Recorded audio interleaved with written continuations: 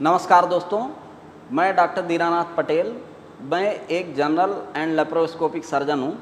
मैंने MBBS KGMC Lucknow से किया है और MS BRD medical college Gorakhpur से किया है। मैं एक नीट की तैयारी करवाता हूँ। एक कोचिंग है हमारी यहाँ पे जिला बस्ती में, तहसील हरैया। इसका नाम है राजीव दीक्षित करियर इंस्टीट्यूट। इस बार आप लोग देख रहे हैं कि इस समय जो है बहुत ज़्यादा बात चल रही है नीट स्कैम की। मतलब ये है कि नीट में बहुत बड़ा फ्रॉड हुआ। नीट का जो एग्ज़ाम होता है उसमें बहुत बड़ा फ्रॉड हुआ है। नीट का जो एग्ज़ाम होता है उसको पास करके जो बच्चे होते हैं वो डॉक्टर बनते हैं, एमबीबीएस डॉक्टर बनते हैं। इस बार क्या हुआ है कि बहुत बड़ा फ्रॉड हुआ है। और कुल मिलाकर के इस तरीके से जो बहुत ही अयोग्य लोग हैं, जिनके पास इतनी भी हिम्मत नहीं है कि वो 200-300 नंबर भी ला सकें, वो लोग भी कहीं ना कहीं लोगों को ऐसा लग रहा है कि वो डॉक्टर बन जाएंगे। और चूंकि इस तरीके के तमाम नकली लोग अंदर घुस गए, इसलिए बहुत ज़्यादा नंबर पाने के बाद भी बच्चों का सिलेक्शन ऐसा लग रहा है कि संभव नहीं हो पाएगा। तो इस पे तमाम लोग बातें कर रहे हैं। मैं आज आपको कुछ बातें इसी के बारे में मैं भी बताना चाहता हूँ। दूसरा, मैं आपको ये बताना चाहता हूँ कि इस देश में स्वास्थ्य के साथ कौन सा खिलवाड़ चल रहा है और आने वाले भविष्य में लोगों के स्वास्थ्य के साथ कैसा खिलवाड़ होने वाला है। और ये स्वास्थ्य को कहीं न कहीं लोगों का टारगेट बना लिया गया है कि लोगों को बस किसी तरीके से स्वास्थ्य को लेकर के कितना ज़्यादा से ज़्यादा पैसा कमाया जाए, लोगों के साथ किस तरीके का दोहन किया जाए। मैं आपको इसका कुछ एग्जाम्पल अभी बाद में बताऊंगा। पहले कुछ 2-3 बातें आप मेरी पहले देख लीजिए, जैसा कि मैंने लिखा भी है। पहली बात तो इस बार जो एग्ज़ाम हुआ नीट का, उसमें एग्ज़ाम में गड़बड़ी क्या रही। गड़बड़ी का मतलब ये है, जैसे एक एनटीए है, एक जो है सरकारी संस्था है जिसको बोलते हैं नेशनल टेस्टिंग एजेंसी। ये नीट का एग्ज़ाम करवाती है पूरे देश में। ये एनटीए वाले जो भी करवाते हैं, जिस तरीके से एग्ज़ाम कराते हैं, इनके क्या इंस्ट्रक्शन है, नहीं इंस्ट्रक्शन है, मैंने तमाम ऐसी गड़बड़ी देखी। मैंने अपनी कोचिंग की मैं एक घटना बताता हूँ। एक बच्ची ऐसी है जो कि पूरे साल उसने जो भी हमारे यहाँ टेस्ट होता था उसमें वो टॉप पोजीशन पे रही, लेकिन जब बाद में एग्ज़ाम हुआ तो उसमें उसकी स्थिति बहुत ख़राब रही।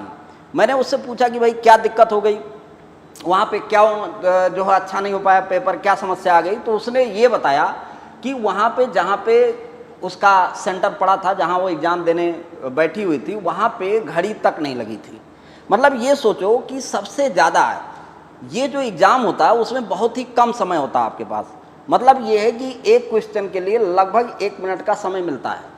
और ये रहता है कि किसी तरीके से हम उतने, जो हमको 3 घंटे का समय दिया जाता है, उसमें हमको 200 क्वेश्चन करने होते हैं और वो 200 क्वेश्चन हम कर ले जाएं।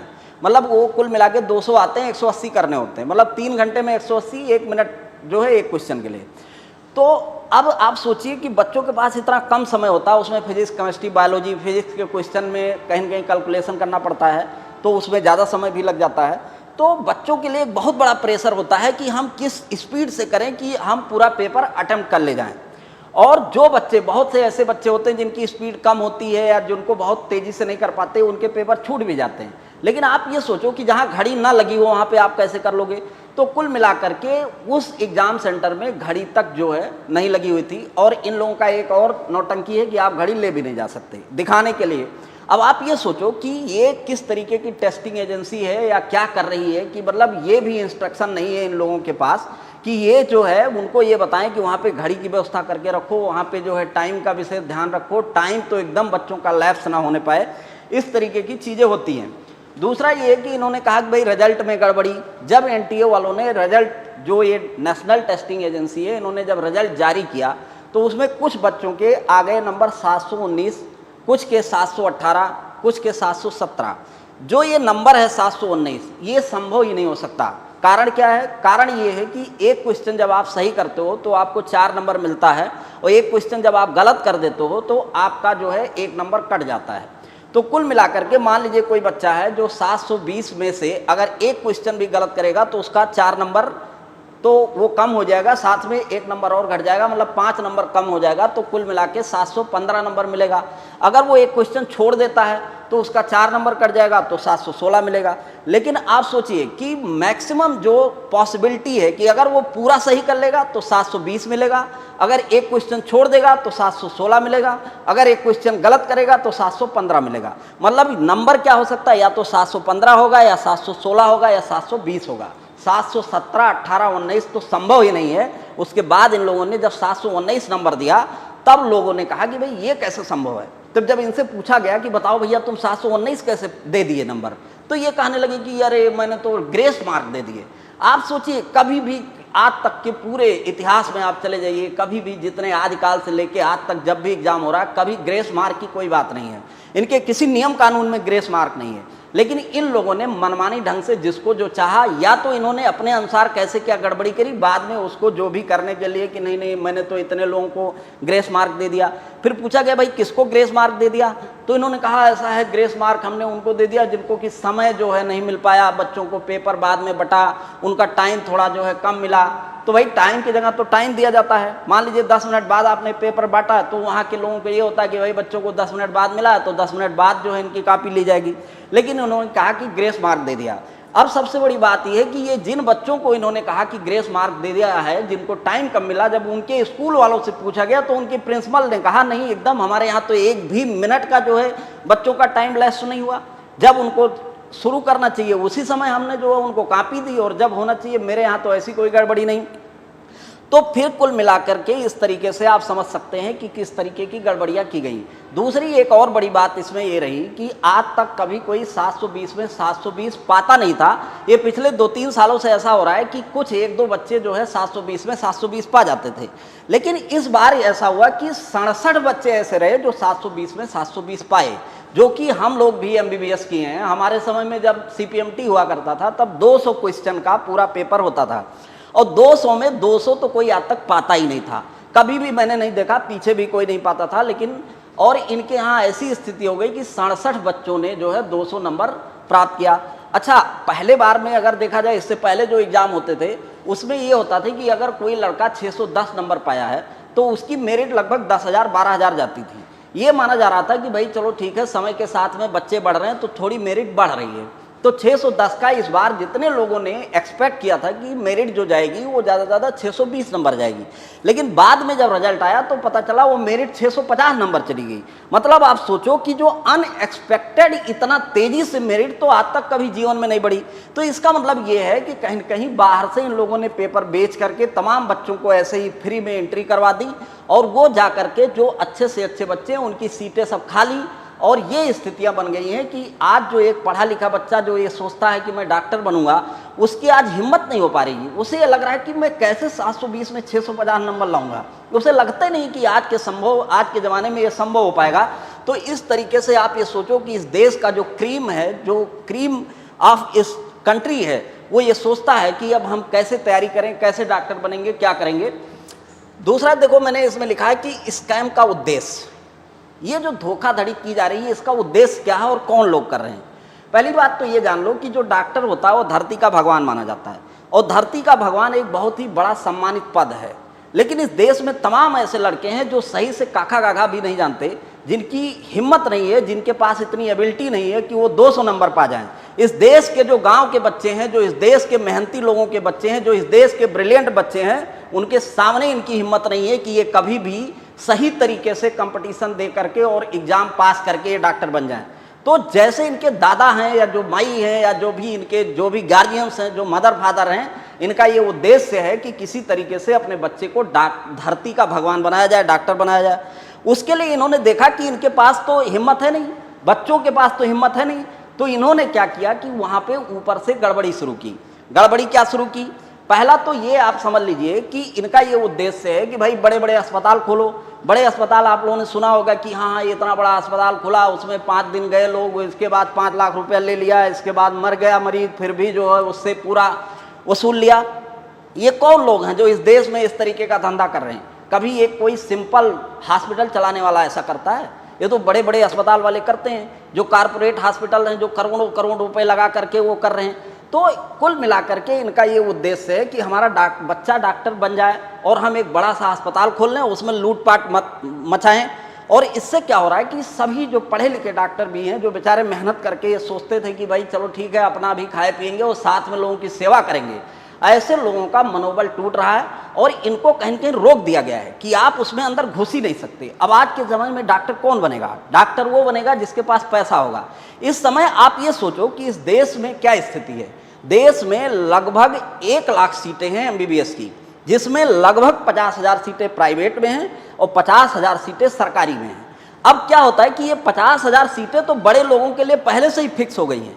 एक जो गरीब बच्चा है, जो इस देश में 70, 80, 90% गरीब जनता है, जो उसका बच्चा है, उसका तो पहले से ही 50,000 सीटें छीन ली गई हैं इस नाम पे कि तुम प्राइवेट कॉलेज में पढ़ नहीं सकते, क्योंकि तुम्हारे पास 1 करोड़ रुपया है नहीं, तो तुम उसमें जाओगे नहीं। उसमें जाएगा कौन? उसमें बड़े बड़े लोगों के बच्चे जाएंगे, जो धनी हैं, जो व्यापारी हैं, जो अधिकारी हैं, जो बड़े बड़े नेता हैं, एंड व्हाट। तो इनको आप समझ सकते हैं भाई, जिसके पास 1 करोड़ होगा वो उनके बच्चे ही जा सकते हैं। तो आप सोचो ये कितना बड़ा स्कैम है इस देश में। इधर किसी की कोई नज़र नहीं है, किसी को कोई लेना देना नहीं कि बताइए 50,000 डॉक्टर इस देश में ऐसे बनाए जा रहे हैं जिनकी कोई योग्यता नहीं है, जो 100 नंबर 200 नंबर लेकर के एमबीबीएस कर रहे हैं। इसलिए कर रहे हैं क्योंकि उनके पास 1 करोड़ रुपया है, जबकि एक बच्चा जिसके 650 नंबर है, जिसके पास 600 नंबर है, वो एमबीबीएस नहीं कर सकता।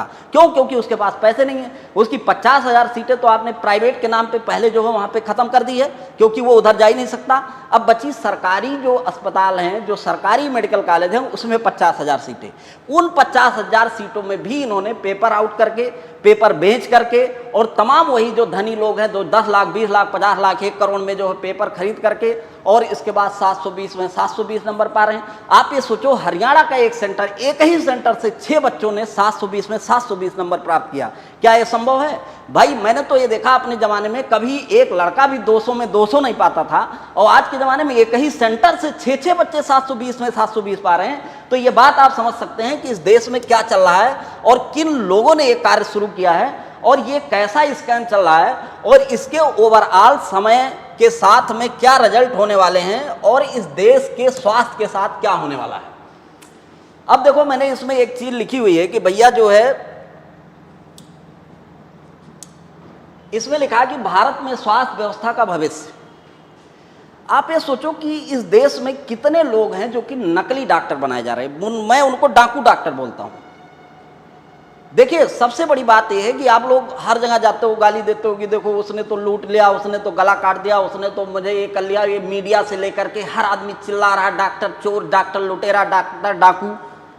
तो ये जो डाकू बनाए जा रहे हैं, जो 200 नंबर पे जाके एमबीबीएस कर रहे हैं, वो 600 नंबर पाने वाला बच्चा एमबीबीएस नहीं कर पा रहा है। क्या संविधान में यही लिखा था कि जिसके पास पैसा होगा वो एमबीबीएस करेगा, और जिसके पास ज्ञान होगा वो जाकर के गन्ना गोड़ेगा?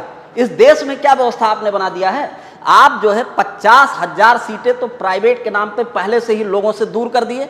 दूसरा, जो 50,000 सीटें सरकारी मेडिकल कॉलेजों में बची हैं, उसमें पेपर आउट करके 30-30, 4 पता नहीं जो भी हो, लेकिन आप उसको भी बेच दे रहे हो। तो कुल मिला के जो इस देश में योग्य व्यक्ति है, जो पढ़ा लिखा व्यक्ति है, जो भगवान के यहाँ से दिमाग लेकर के आया है, उसको आपने साजिश करके आउट कर दिया। वो डॉक्टर बन ही नहीं सकता।